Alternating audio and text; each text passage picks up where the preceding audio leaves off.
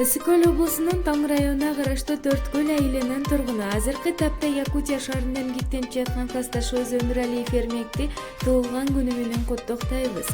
Каалайбыз чексиз бакыт, чексиз талай кыялдарын орундалып таңдар атып, жашооңдо баары жакшы текши болсун, туулган күнүң кут болуп, көңүлүң дайыма кош болсун, ден соолугуң чын болуп, көнөрбөс турмуш туш болсун. Турмушуңа бакыт, бүгүн ырыскы тилейбиз. Үй бүлөң менен бактылуу өмүр сүрүп, биздин маңдайыбызга жаркырап жайнап жүрө беришиңе тилектешпиз деп классташтарың Сабира жана Майя куттукташат.